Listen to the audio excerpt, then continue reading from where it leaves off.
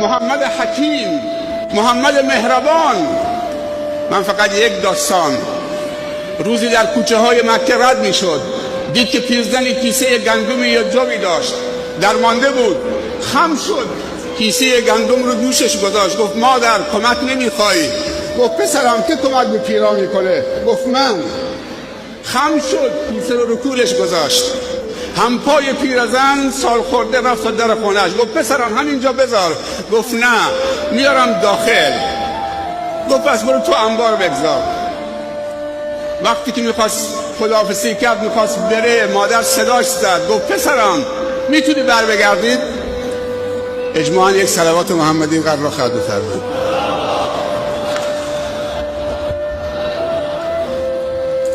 گفت پسرم یه لحظه برگرد. گفت بیا نزدیک پسرم. نرمی گوششو گرفت، آورد گوشش کنار لبش، گفت پسرم تو خیلی جوان مهربونی هستید، خیلی دلپاک و دل ظریف و دل نازک و شفیقی هستید، تو کمک به پیرزنی کردید، من پاداش مادی ندارم به تو بدم، اما یه نصیحت پاداش این خدمت تو مثل دور تو گوشت باشه. گفت بفرما مادر. گفت چند سالی میشه که در شهر مکه مردی جادوگر و ساحر پیدا شده، اسمش محمده، جوانای دلپاکی مثل شما رو گمراه میکنه، برده ها رو بر علیه آقایانشون میشورانه، بیشتر سر راه جوانای دلپاک و صاف و ساده و مهربانی مثل شما و بردگان سبز میشه.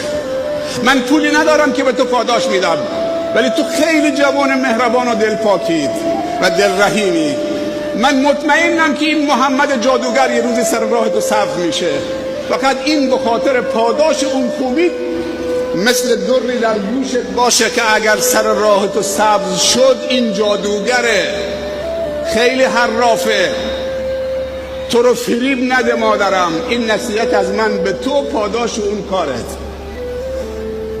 رسول الله صلی الله علیه و سلم مثل یک سرباز متواضع در مقابل ارشدش اینطوری ایستاده. بعد گفت مادرم صحبتات تمام شد؟ گفت بله پسرم، برو در پناه لات و هبل و عزی. دید که نمیره، پیرزن دید که این جوان نمیره، گفت چرا نمیری پسرم؟